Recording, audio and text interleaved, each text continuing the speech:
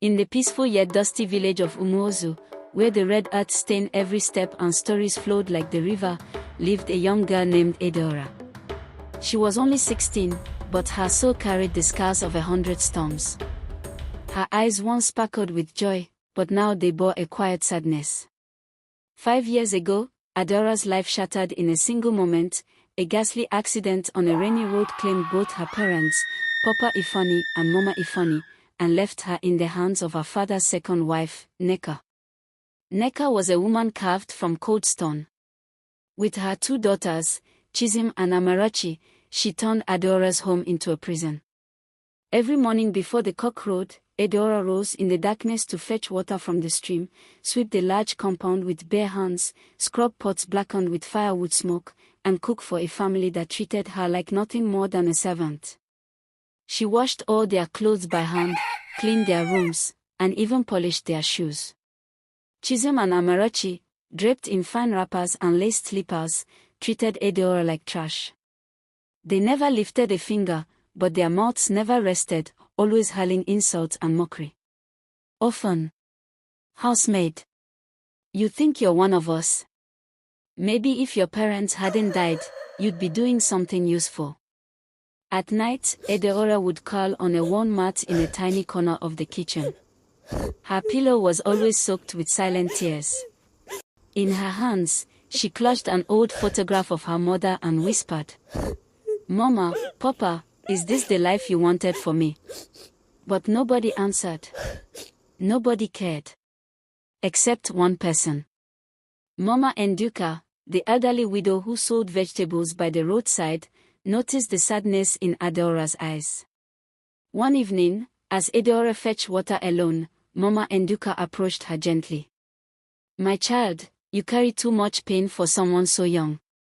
"I'm okay, Mama," Adaora replied, her voice trembling. "No, you're not. But hold on, my daughter. Life is like a kola nut, bitter to chew, but sweetness waits if you endure." Meanwhile, the village was abuzz. A young man named Obina had returned from the city. He was tall, soft-spoken, and dressed simply, but he carried himself like a king. Word spread that he had come to open a scholarship foundation for young girls in Umuozu. Nneka was immediately interested. "Chizim, you must marry that boy," she said. "We will be rich and respected."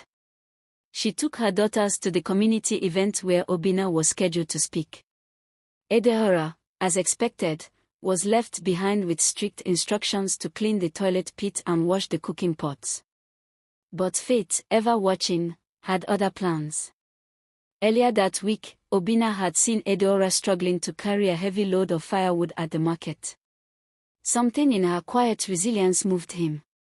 He had asked the fruit seller who she was. "That's Nneka's stepdaughter," the woman whispered. "The poor girl's suffering no be here." Obina's heart stirred. A few days later, he visited Nneka's home, pretending to be interested in proposing a girl from the household for his foundation. Chizim and Amarachi performed with forced smiles, lying about their good manners and academic excellence.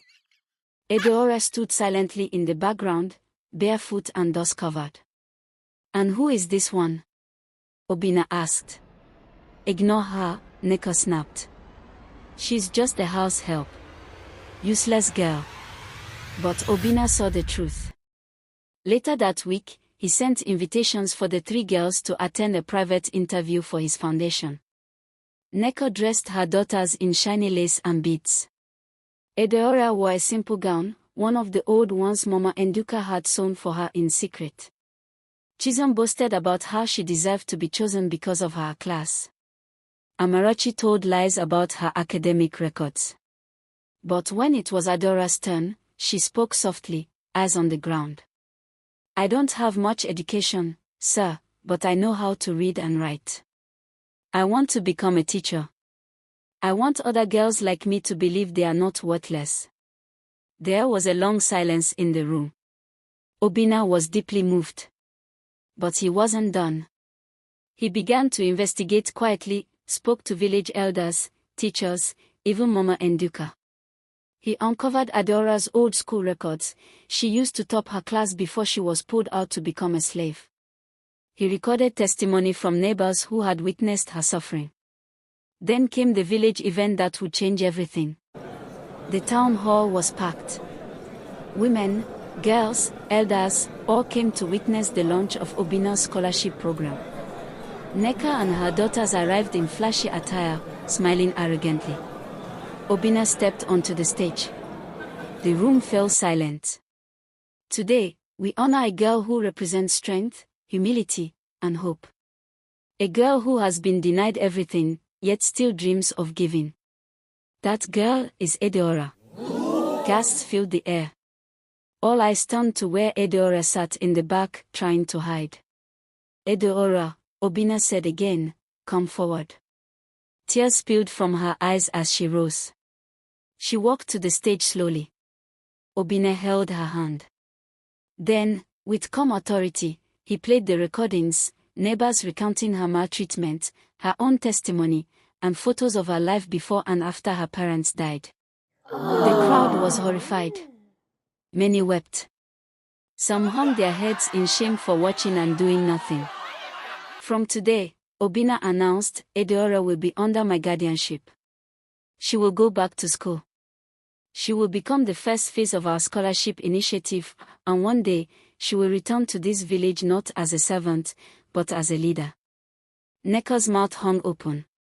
Chisom and Amarachi burst into tears, not from regret, but from embarrassment and rage. Years later, Adaora's life changed completely. She moved to the city with Obina and his family, who treated her like their own. She studied hard, graduated with honors, and became a teacher and mentor for underprivileged girls across Nigeria. Back in Umuozu, Nneka lost all her social standing. Chisom became pregnant for a married man who abandoned her, while Amarachi was caught stealing jewelry at the market and publicly disgraced. Nobody came to their aid. Sometimes, the ones the world forgets are the ones heaven remembers. Adaora, the girl who cried into her pillow each night, now walks with her head held high. And the stone the builders rejected has truly become the cornerstone. If you're in a situation like Adaora's, overlooked, mistreated, or burdened, please don't lose hope. You are worthy of love and peace. Your current pain is not your final chapter. Stay strong, keep believing in yourself, and hold on. Just like Adaora, your breakthrough will come, and it will be beautiful. I hope you enjoyed the story. If you did, please give it a like, drop a comment sharing what you learned from the tale, and don't forget to subscribe for more captivating stories just like this one. Thank you for watching.